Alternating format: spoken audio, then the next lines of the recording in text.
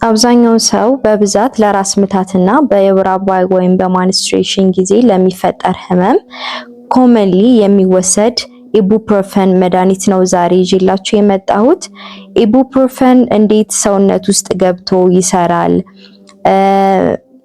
እንዴት ፔንን ማኔጅ ወይም ሪሊፍ ያደርጋል፣ ማነው ኢቡፕሮፈን መውሰድ ያለበት፣ ማነው መውሰድ የሌለበት፣ በምንወስድበት ጊዜ ምን አይነት ጥንቃቄ ማድረግ አለብን የሚለውንና ኢቡፕሮፈንን በመውሰድ ምን ሊያስከትል ይችላል ጉዳቱን ምናይ ይሆናል። አብራችሁን ቆዩ።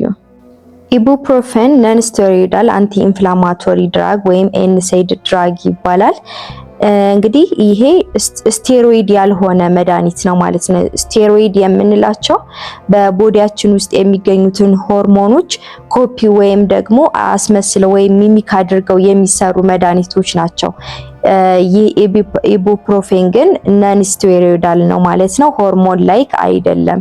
ስለዚህ ምን ያደርጋል? የተለያየ ህመም ሲሰማን፣ ፊቨር ሲኖር፣ ሙቀት፣ ኢንፍላሜሽን ሲኖር፣ ይህ ኢንፍላሜሽን ደግሞ የሆነ ከሰውነታችን ላይ የሆነ ጉዳት ሲደርስ ያን ማኔጅ ለማድረግ ሰውነታችን በሚሰጠው ሪስፖንስ አማካኝነት የሚፈጠር ከዛ ከተጎዳው ሰውነት የሆነ የመቅላት አይነት የማበጥ የመድማት ነገር ይኖራል። ስለዚህ ይህን ኢንፍላሜሽን ሪሊፍ ለማድረግ ብዙ ሰው ይወስደዋል ማለት ነው። ኢቡፕሮፈን እንደ ኢሮፒያን አቆጣጠር በ1961 ነው ዶክተር ስቱዋርት አዳምስ የሚባል ለመጀመሪያ ጊዜ ዲስከቨርድ ያደረገው። ይህም የብሪቲሽ ፋርማኮሎጂስት ነው። በ1969 ደግሞ በተለያዩ ታማሚ ሰዎች ትራያል ተደረገ፣ ክሊኒካል ትራያል ተሞከረ ማለት ነው። በ1974 ደግሞ ለመጀመሪያ ጊዜ አስ ኤ ፕሪስክሪፕሽን ድራግ በዩናይትድ ኪንግደም አፕሩቭ ተደረገ። በ1984 ደግሞ ማንኛውም ሰው የሆነ ህመም ሲሰማው ፋርማሲ ቤት ውስጥ ሄዶ ያለምንም ማዘዣ ወረቀት እንዲገዛ ተፈቀደ ማለት ነው።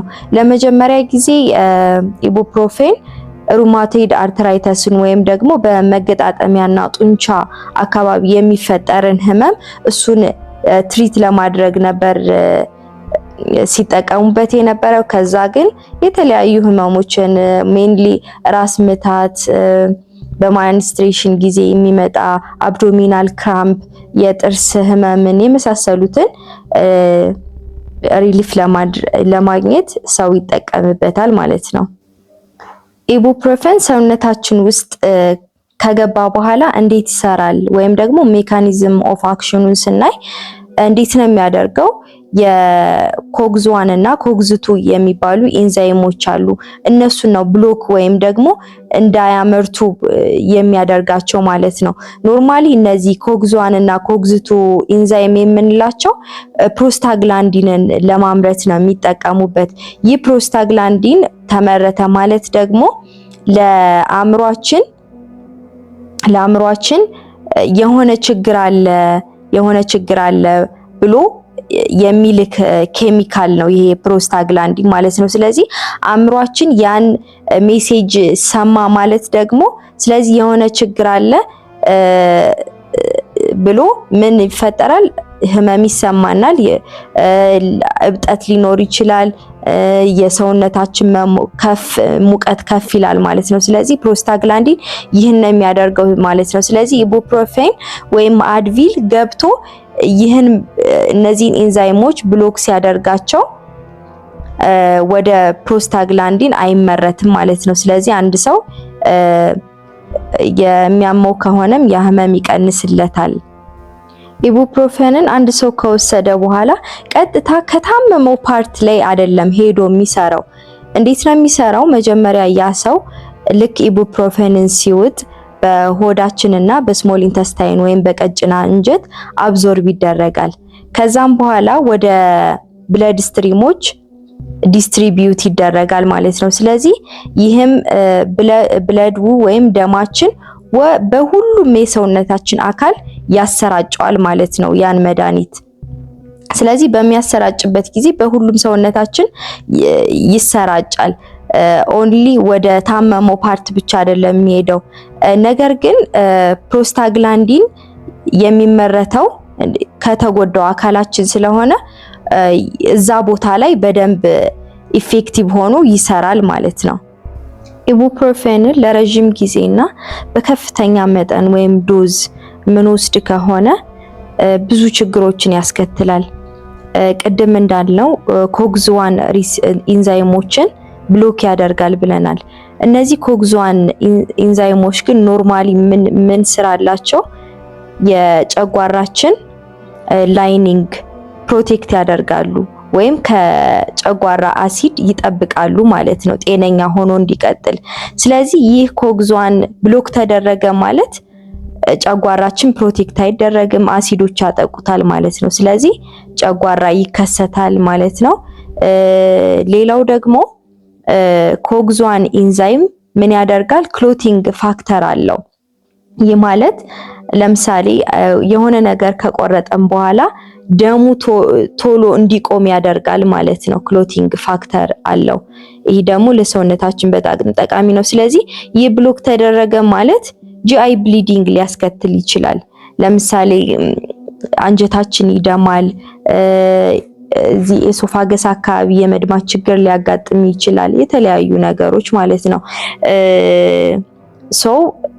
ይህ ችግር አለ ማለት ነው። ሌላው ወደ ኩላሊታችን የሚሄደውን የደም ፍሎ በጣም ይቀንሳል።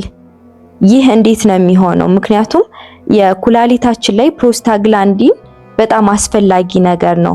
ኢቡፕሮፌን ደግሞ የፕሮስታግላንዲን እንዳይመረት አደረገ ማለት ወደ ኩላሊታችን የሚሄደው የደም ፍሎ በጣም ይቀንሳል ማለት ነው። ስለዚህ ኩላሊት ስራዋን በደንብ መስራት አትችልም። ስለዚህ ችግር ይገጥማታል ማለት ነው። ኩላሊት ስራዋን እንዳሰራ ኩላሊታችን ችግር ገጠማት ማለት ደግሞ በተዘዋዋሪ የተለያየ የልብ ኬዝ፣ ስትሮክ ምናምን ሊፈጠር ይችላል ማለት ነው። ስለዚህ ኢቡፕሮፌንን የጨጓራ በሽታ ያለባቸው ሰዎች፣ የኩላሊት ችግር ያለባቸው፣ ለኢቡፕሮፌን ደግሞ አለርጂ የሆኑ ለምሳሌ አስማቲክ በሽተኞች ሊሆኑ ይችላሉ። እነሱ እርጉዝ ሴቶች ደግሞ ወሩ እየገፋ በሄደ ቁጥር ለነሱም አይመከርም፣ አቮይድድ መሆን አለበት ማለት ነው። ለነዚህ ለጠራዋቸው አይመከርም። ሌላው ለጉበት በሽተኞች እና ደግሞ ለምሳሌ የደምን የሚያቀጥን ነገር ዋርፋሪን የሚባል መድኃኒት ላይክ የሚወስዱ ከሆነ ይሄን ኢቡፕሮፌንን እንዲወስዱ አይመከርም ማለት ነው። ስለዚህ ኢቡፕሮፌንን በየቀኑ በየሰዓቱ መውሰድ ሳይሆን ሎስት ኢፌክቲቭ ዶዝን መውሰድ አለብን ማለት ነው። ምክንያቱም እኔን አንድ ፒል የሚያድነኝ ከሆነ ያን ነው መውሰድ ያለብኝ እንጂ በተደጋጋሚ እሱ አይመከርም። ሌላው ከበላም በኋላ ብንወስድ እና ደግሞ ውሃ በደንብ እንድንጠጣ ይመከራል ማለት ነው። ነገር ግን ለምሳሌ ማንስትሬሽን ማይግሪን ያለበት ሰው ኢቡፕሮፌን ማቆም አልችልም የሚል ሰው ግን በብዛት የሚወስድ ሰው በሐኪም ጋር ሄዶ በተለይ ሴቶች ኢንዶሜትሪዮሲስ፣ አዲኖማዮሲስ እና ፋይብሮይድ የሚባሉ ከማህፀን ውጪ የማህፀን ግድግዳ ያልሆነ ግን የሚመስል ነገር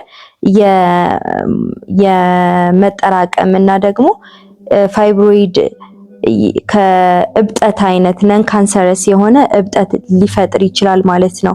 ይህ ምን ያደርጋል? በጣም በማንስትሬሽን ጊዜ ህመም እንዲሰማ ያደርጋል። በጣም ብዙ ደግሞ መድማት እንዲኖር ያደርጋል ማለት ነው። ይህም በቆየ ቁጥር ኢንፈርቲሊቲ ወይም መውለድ አለመቻልን ሊያስከትል ስለሚችል በጣም አብዝቶ የሚወስድ ሰው ዶክተር ሄዶ ቼክ ማድረግ ይኖርበታል ማለት ነው። አብራችሁኝ ስለቆያችሁ አመሰግናለሁ።